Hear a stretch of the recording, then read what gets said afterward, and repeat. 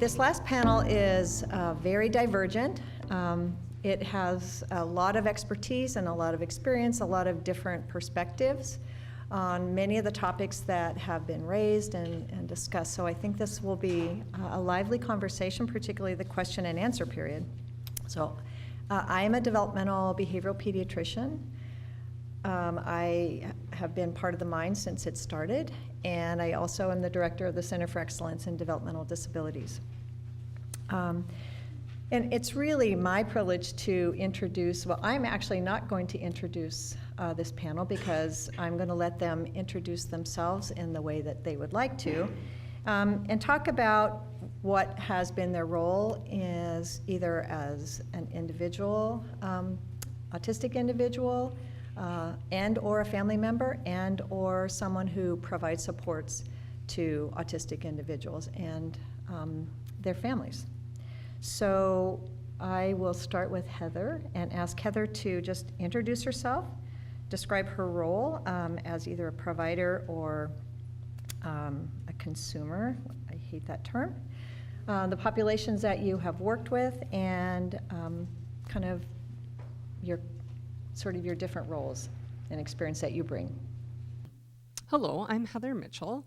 Although I'm actually a chemistry researcher, but I do spend a lot of time working with particularly children on the autistic spectrum, primarily in a modified ABA approach, where I use more self-determination of the individual and have it be led from that perspective, basis other than guided by the therapist.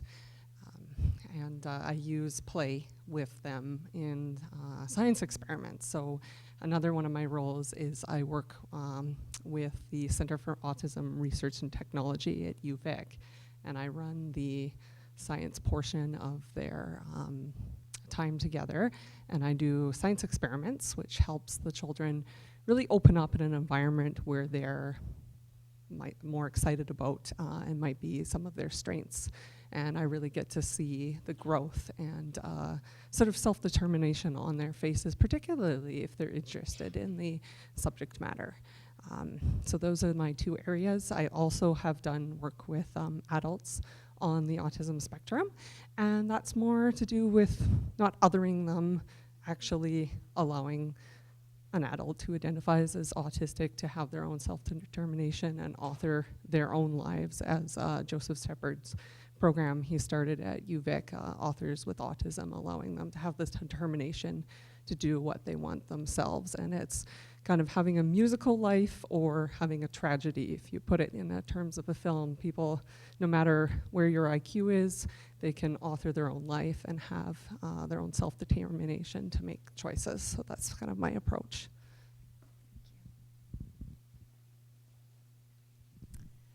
Hi, my name's Auburn Stamer, and I am a psychologist by trade. I have been working in the autism field in early intervention and behavioral and developmental interventions for about 30 years, since before person first language. So now we're going back to identity first, which is not what it was called before. So it's really wonderful to have these conversations and to figure out how we need to adapt as our society adapts. My more recent work has been doing research in how to work with communities to translate evidence-based practices to make them work for community settings that are so very different than the research settings in which they were developed, that sometimes they're not at all useful in the community. So working with parents and autistic people and providers and funding agencies to figure out how we can do some better translation.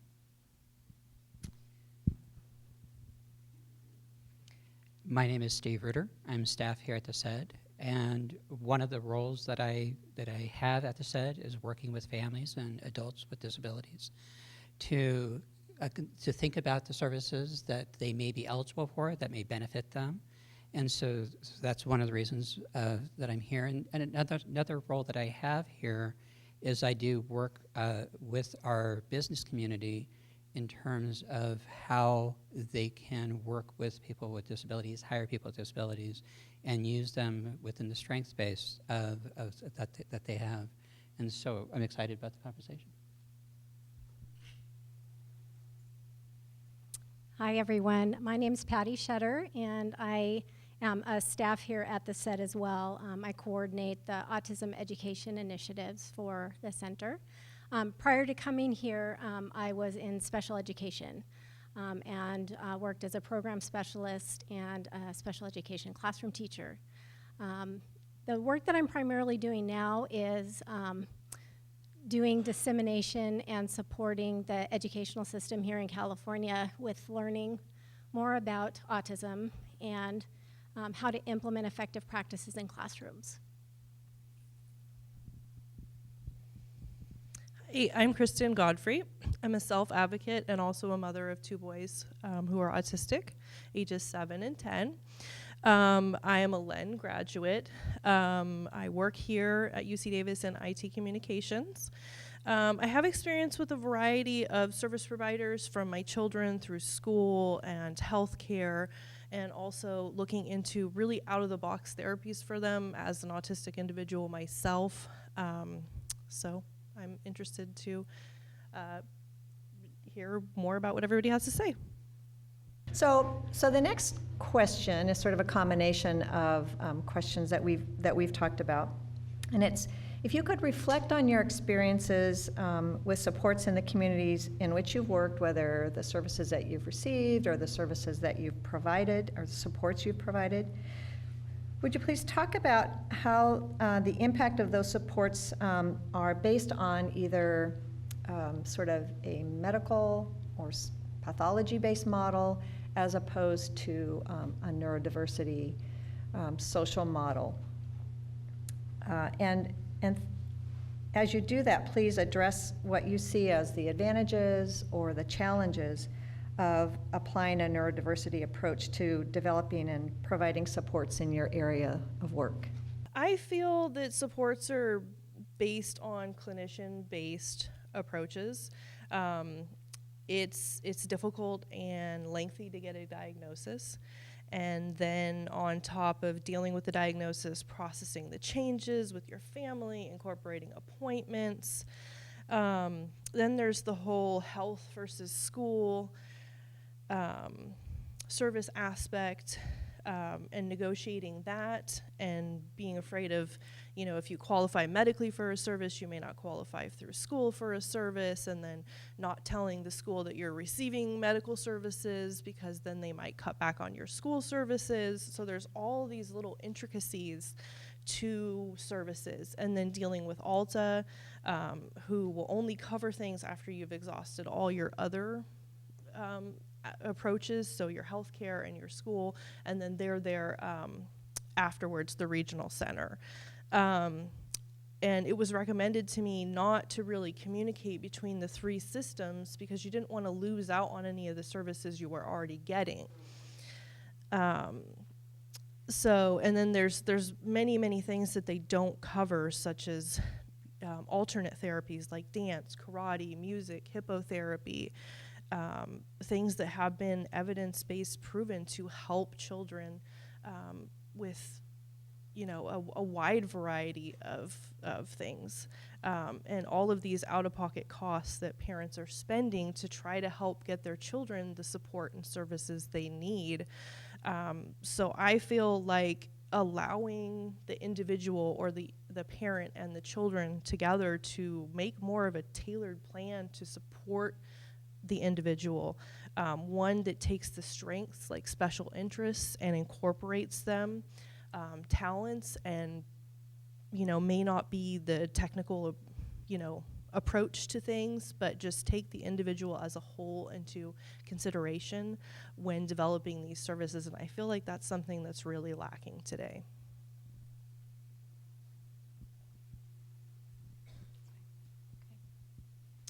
So thinking about the educational system and in particular special education, it's definitely based on a deficit model. Words like deficit and impairment and, describing, patterns of behavior that are atypical is all over the education code and all over the descriptions of the disabilities that would allow someone access to probably needed supports and services that someone may benefit from or need to benefit from their educational program. Having said that, you know, that's been sort of the historical model and the description of special education, but I believe that as a system, and I'm going to be really optimistic here, that the education system and the opportunity for an IEP lends itself really nicely to a neurodiversity framework. Universal design for learning is something that is taking hold in our state and something that is being not only messaged from the leadership of the state, but really that teachers and educators are asking for, because they're recognizing that there is so much diversity in our classrooms, not only neurodiversity, but cultural diversity and linguistic diversity. And teachers want to know how to best reach all of the students in their classrooms. So the universal design for learning approach really is an approach that helps to break down barriers for any learner and provides opportunities for any learner to be able to participate, to be able to be engaged, and to be able to demonstrate what they know and what they've learned in a variety of different ways. To get this fully implemented, though, is going to require a major shift. And I think on the second question that you asked is, you know, what supports are needed to be able to help support sort of a neurodiversity framework in our systems. And it's going to take a lot of changing of mindset and culture and beliefs to sort of blow up this notion that there's an average student. There is no average. We've got to be able to teach to the entire range.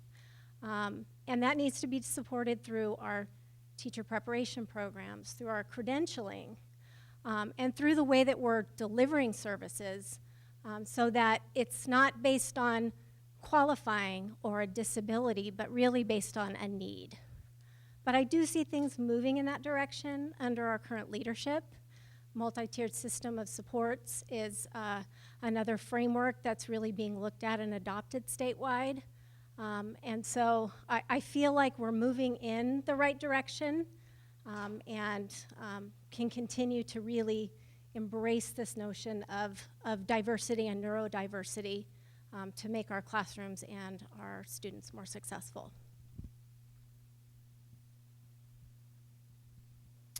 So, well, on moving from school to an adult level, the system that we have now, when we talk about supports that are available, services and supports that are available for people to receive the kinds of assistance that they need to be fully successful,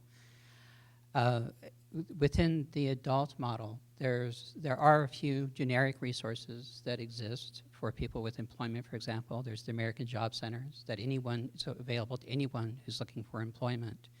Does not have to have a disability, do not have to either describe yourself that way or have a diagnosis to receive that. Most of our services, though, that would be beneficial to people do require that people either disclose or have an official diagnosis. And as Patrick was saying, we are in a situation to where people have to identify as being broken and have to identify as having some type of a need for these services. And the interesting thing is that within employment, I have a long background with coaching people, being a job coach and coaching people, and helping them to gain employment and then be successful in employment. And what I definitely see within employment is that when you are in a low-skilled position, accommodations are very difficult to receive. For people who have the ability to be in a higher skilled kind of employment, we see a much broader recognition of things, everything from chemical sensitivities, sound sensitivities, there are many ways that people within high-skilled kinds of jobs are accommodated on a very natural level. And so I see a huge disparity within what kinds of supports that people can receive without having to be, considered to have a deficit, depending on the types of jobs that you may be eligible for. I just want to go back to a little bit about the issue of pathology and services. Just tell two quick stories. The first one being that a few years ago, I was working with a person who I believed who was going to college, but I believed could receive services from the regional center. And the interesting thing that happened was that in order to qualify for that, you needed to have extensive documentation that the disability occurred before the age of 18 and met a variety of different kinds of issues. And the person was in a determination meeting being told that they were not eligible for regional center services. And the person who was in that determination meeting looked down at the paperwork and was kind of fumbling through, avoiding eye contact as they were saying why this person couldn't receive services, and said, oh, here is a speech assessment from when she was 4 or 5 years old. Based on this one piece of documentation, you are now eligible. The thing that's frustrating about that to me is that her needs had not changed. She was the same person. And the fact that that a piece of paper that was from 20 plus years ago was the determining factor that she could then receive the supports that she needed, that was very, very frustrating to me. I just want to tell another real quick story about again, the way that our services can pathologize people. We have a man who works with me and who's on the spectrum, and he had a job coach that was here assisting him. And on a day that there was a special event happening, none of us were working. We were supposed to be going off and enjoy a celebration. The job coach saw this one individual within this entire group who was not doing what he thought his job was. And he pulled him up short in the middle of all his colleagues and said that he was being irresponsible and that he wasn't doing, he really needed to be doing his work. And we had to pull, and the cool thing that happened was because he was here, because he was not in some segregated site where he was receiving services in a way that people with disabilities oftentimes did, everybody pulled him short. I had probably 5 phone calls. It didn't happen in my presence. I had probably 5 phone calls within 5 minutes saying this job coach cannot come back. And I just thought that it was so cool to see the difference between what would have been considered a normal practice, that in order for someone to be working who has a disability, they have to be on task all the time. And they did not recognize that none of us were working. We were all in this different mode of celebrating, but because he saw this man as an individual with a disability, he was being held to a different standard. And I just think that's really a very telling kind of story about the way that people can be perceived, depending on if they are considered to have a pathology, a disability, or if they're just another person working in a different site.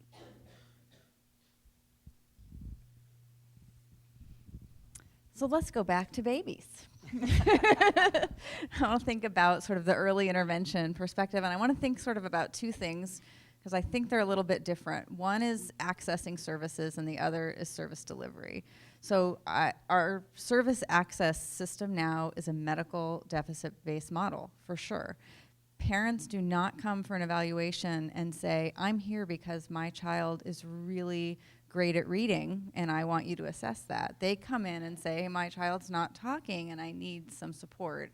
And I can't write a report that says, this child's great at reading, please provide some early intervention. It just doesn't work. Whether that's right or not, I don't know. It's complicated, and I really resonated with me what Patrick was saying about how we're teaching skills all the time to all kids, right? And how can we make this a typical way of moving forward in terms of just teaching kids the skills they need without it being deficit-based. And right now our system isn't set up for it.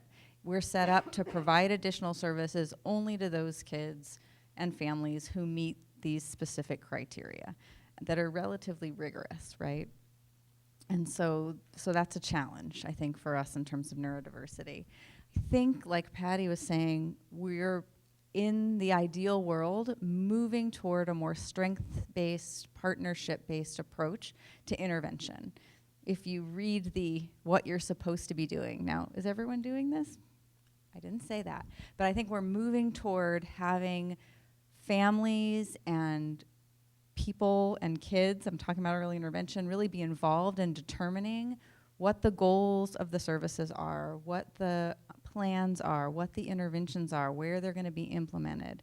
And a focus on kind of a combination between teaching kids to reach their best developmental potential and changing the environment. So those two things sort of work, hopefully, together. An individualized family service plan is developed really to be the family's plan, not the provider's plan. Now, does it always work out that way? No, but I think at least we're talking about it now versus, when I started in this field, it was like, your child's autistic and mom, it's your fault, and so to me, we've come a long way with a long way to go. And in terms of the intervention approaches, the state of the art, and I'm sure Heather's going to talk a little bit more about this, is really moving away from those highly structured behavioral strategies to developmentally appropriate strategies that build on the children's motivation to learn, right? So a bit of helping parents learn, their child's learning differently, and parents are probably feeling frustrated that their usual strategies for engaging this child aren't working.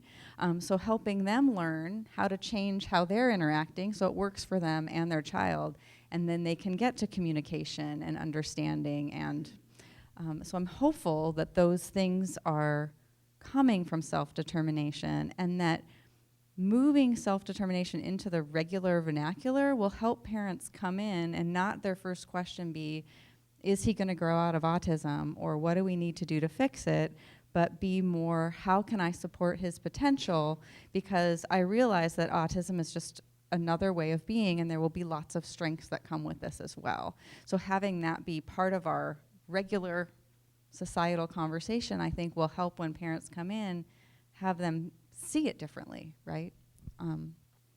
But I think the biggest challenge is our medical model of identification and how we determine who gets supports, like you were saying.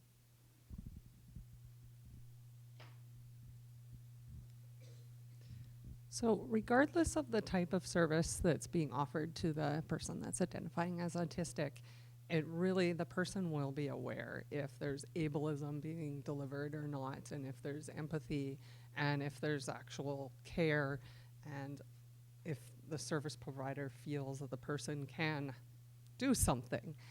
There's going to be that awareness regardless of where on the autism spectrum, if they're highly functional or non-highly functional, they're going to be aware within their environment, and they're going to pick up on that. And as Joseph was mentioning early today, that has a big impact on how the person with autism perceives themselves. One where they develop high levels of anxiety and depression, and the other one where they have a more positive self-image and develop their own self-determination, or are able to author their own life and do things that are important to them based on what they feel they want to do with their life. And that's when I provide services to children on the spectrum.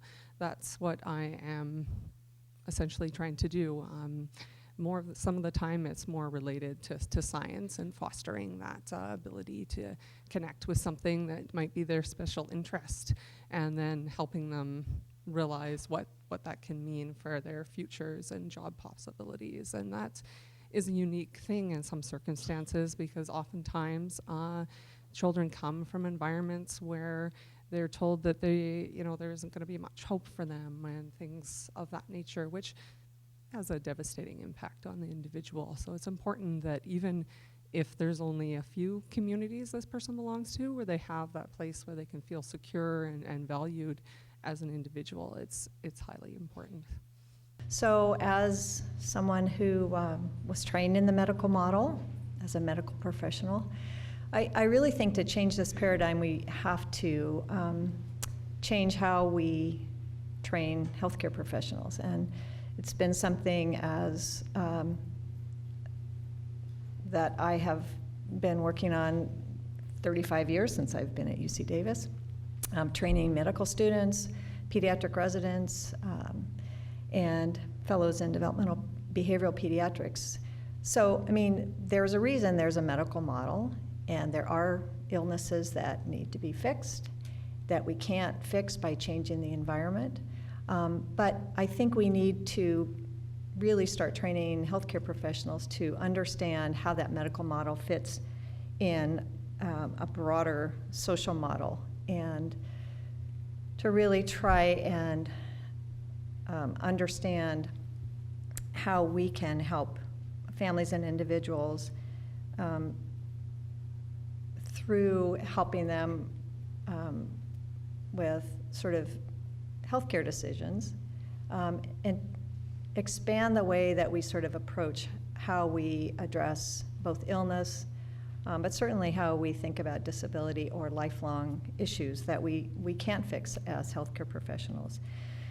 There is a concept that I think is growing in both pediatric and adult practice called shared decision-making, particularly around issues that have a lot of medical uncertainty, so we're not sure that we can fix it.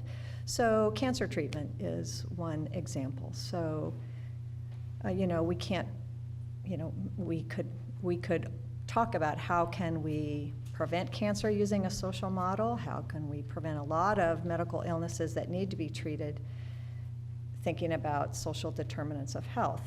Clearly, trying to expand how we think about medicine and health needs to expand and think about the social determinants of health and how our social environment from prenatal life all the way through death are impacted by our environment and all of those social determinants. But I think if we can, as healthcare professionals, embrace a shared decision-making model, then I think that's one way that is familiar to healthcare professionals to approach some of these issues of how can we provide supports, how can we fix or cure what we can, and how do we then approach the kinds of issues that impact health if you're a physician or family functioning, and really provide the support that individuals need to meet their full potential, whether it's to be healthy, to be happy, to be mentally healthy and happy, and have the kinds of choices and options that we all want to have in our own lives and in the lives of the people that we love. So I think it's a big challenge, and I think, as Aubin said, our healthcare system is based on getting services because you have a problem and a deficit, and it's something that we want to try and fix or correct. So I think that's going to be a difficult model to change, but I think we have to figure out how we can start making some of those changes. And so I really believe that not only do we need to address it through how we train healthcare professionals, but we need all of you to help us learn better, because we have to be lifelong learners, and we can be trained in a certain model, but hopefully you will find providers who are willing to listen, to do shared decision-making with you, and listen to what you feel like you need for supports, and try and figure out through the systems that we have an impact on how we can help you meet your needs. So I'm gonna, I think, open it up for questions. Kristen, I was curious if you wouldn't mind speaking about your own, I guess, identification, and I guess then how that informed your parenting. Well, I feel like in comparison to other parents that I've encountered that have autistic children, I'm a little out there because I kind of just let my kids not do whatever they want, but I definitely understand where they're coming from.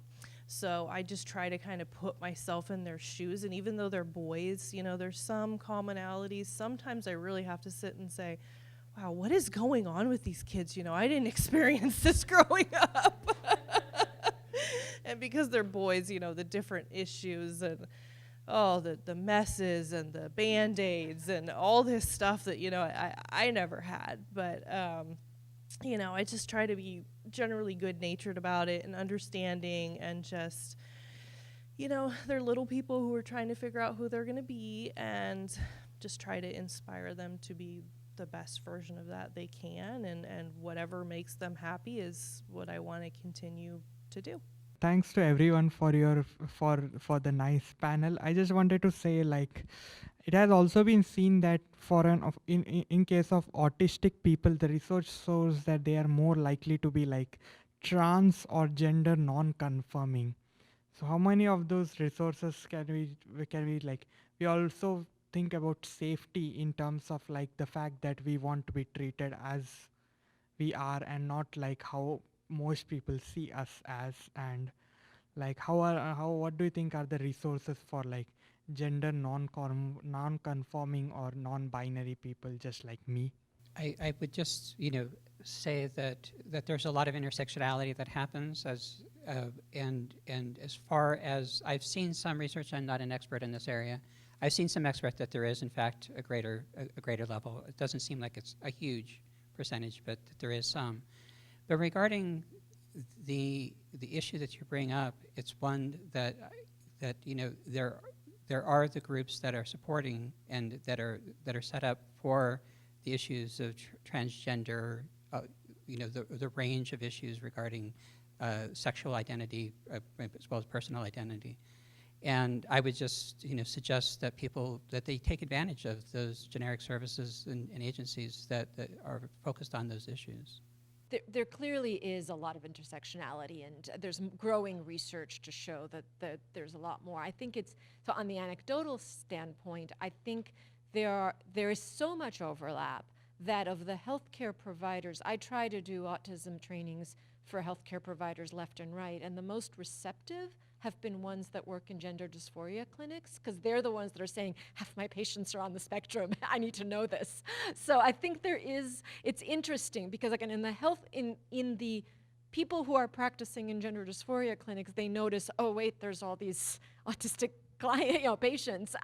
And then we're also noticing it that amongst people who are diagnosed with autism, there's much higher levels of gender nonconformity of the entire range. There's one study that I know of that is actually looking at non-clinical populations, just community populations, and yes, it seems like autistic traits and gender nonconformity, of however they had defined it on theirs, have association. So I do think it's something we need to be extremely cognizant of, because I said it's another form of diversity, and it's a really important one for us to not be getting into those segments that Patrick was warning about, that, you know, my interest is this or your interest is this, because oftentimes they really overlap in a lot of ways. Because I think it's gender non-conformity has become quite a big issue in the autistic community itself,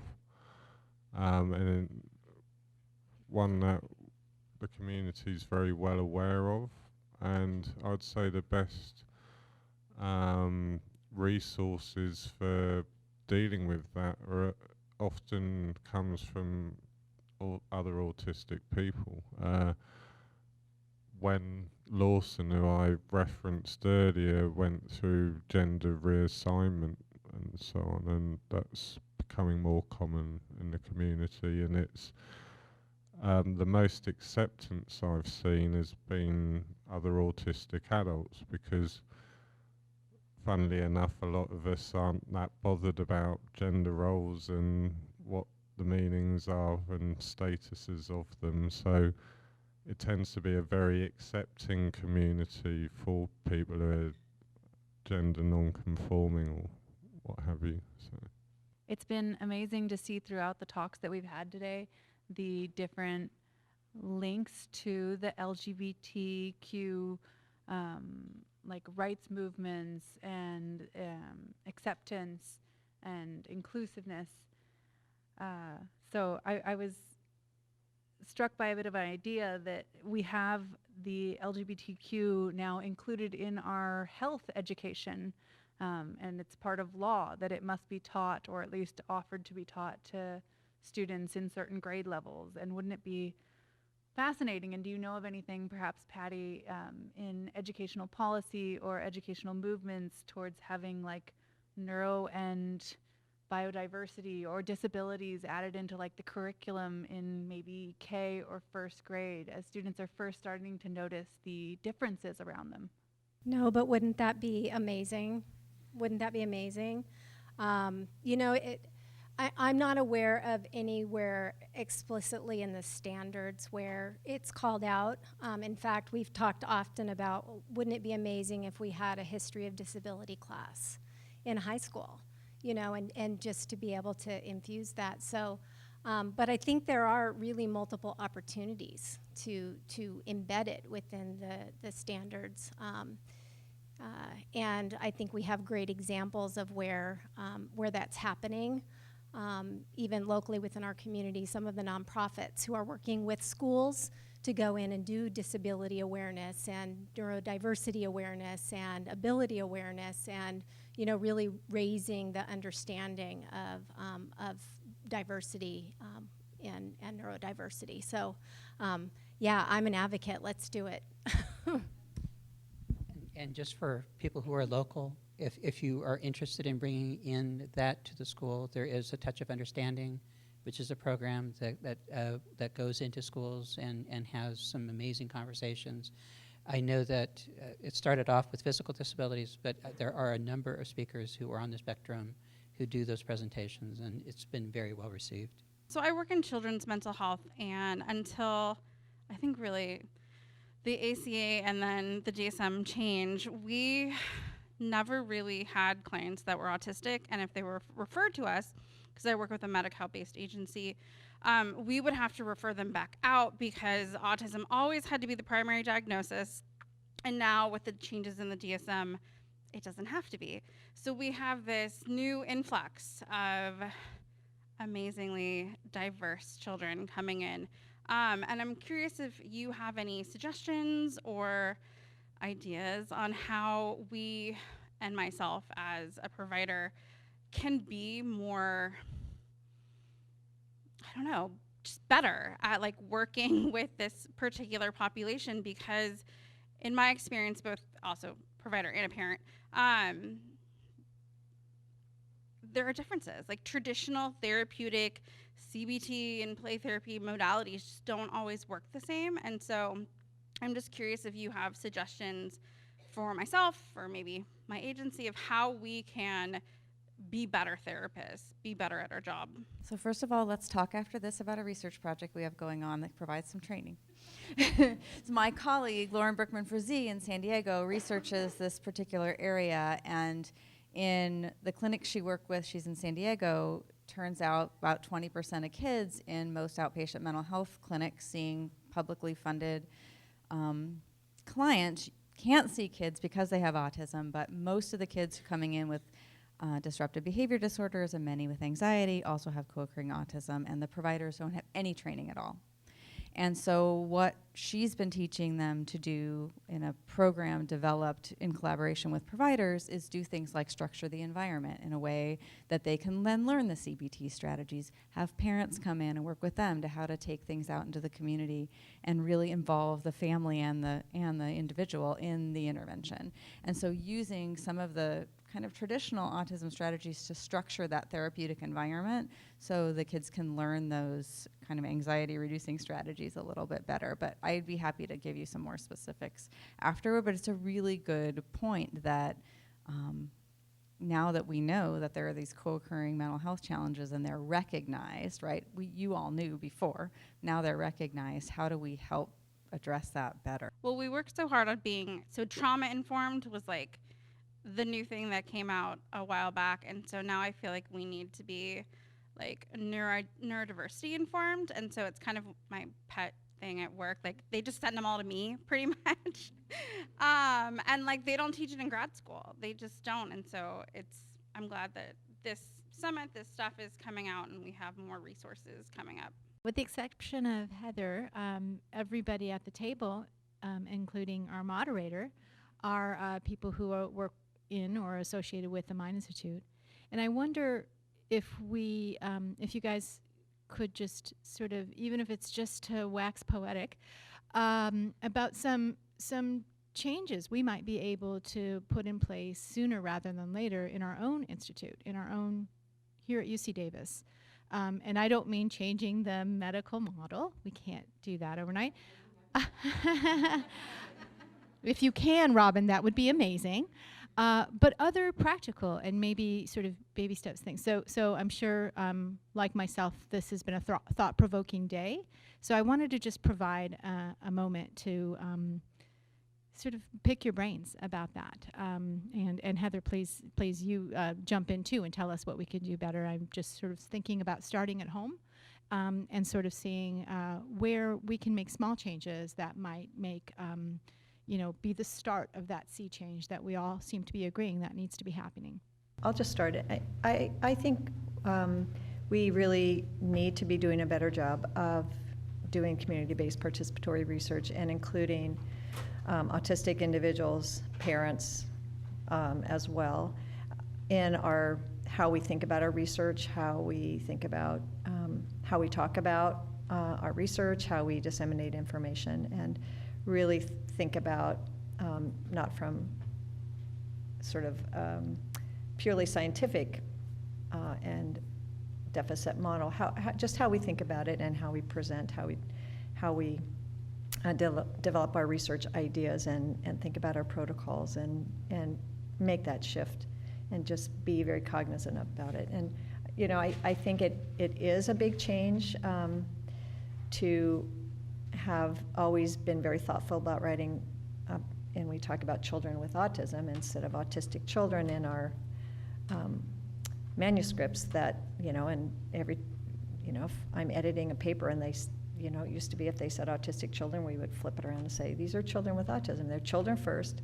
Well, they have autism. They might also have something else. So, I do think it's a challenge if you haven't met someone to know whether they would like to be seen as a person with autism or if they want to be seen as an autistic person. And I can't make that assumption until I know people better. And so for me, that's a challenge because I kind of don't know initially what to say, and I wouldn't, so now I ask. But I do think it is just having to be open and being willing to feel vulnerable in maybe asking that. But I also think it's important to ask and not make assumptions, because I know that some parents don't want their kids to be called autistic. Patty and I were madly texting while you were talking about Aspire and thinking about how to do what Robin's saying and better incorporate more. We have great community participation in our Center for Excellence in Developmental Disabilities, a wonderful community advisory board, and all the relationships these guys have built. And I think we can do a much better job of incorporating that partnership in many of our basic science research projects. And we have a couple people starting to do that in other areas, 22Q and things like that. And so we've been working toward figuring out how to best do that, and I think that would be huge. And then I just think bringing these ideas to our clinicians, to our interventionists, to think about how we're communicating with families, how we're communicating with everyone when we're talking about neurodiversity and autism, that this is how we start talking about it and retrain ourselves as we're training the next generation of practitioners and scientists and families. This is not unique to the Mind Institute, but one of the biggest challenges for people to gain employment is the fact that we rely on interviews. And I sit on plenty of interview panels here at the Mind Institute, and we're asked to ask a standard set of questions, and we're asked to, to score on a very rational kind of level. And one of the things that's so frustrating to me is that interview is probably the least effective way for someone to demonstrate whether or not they would be a good employee. And I do know that there is some work being done to not within the -2 per se, I would say, but in general, for people to expand the use of internships and other kinds of opportunities where people can come, demonstrate their skills, be evaluated on the actual skills that are required for the job, and then be hired from that. And to me, that would be one of the biggest things that we could do to open up the opportunities for people who have incredible skills but don't have the social finesse of trying to figure out exactly what you're supposed to say on an interview, because it is a very weird, unusual process that really, again, has no reflection on whether or not you would be an effective employee. I think that this is a great example of things that we can be doing at the Mind Institute to be able to really help expand and bring these sort of silos together more. I was excited when I saw the word summit, because it's not a talk, it's not a conference, it's an opportunity for some real strategic conversation to start taking place. So I would say I would love to see more of this kind of thing. And even with the amazing talks that we heard today, having those opportunities to then sit down and strategically, across all of these different facets, have conversations about what does it mean for research and education and families and to really have those dialogues. I think this has been great. It's really expanded my understanding a lot.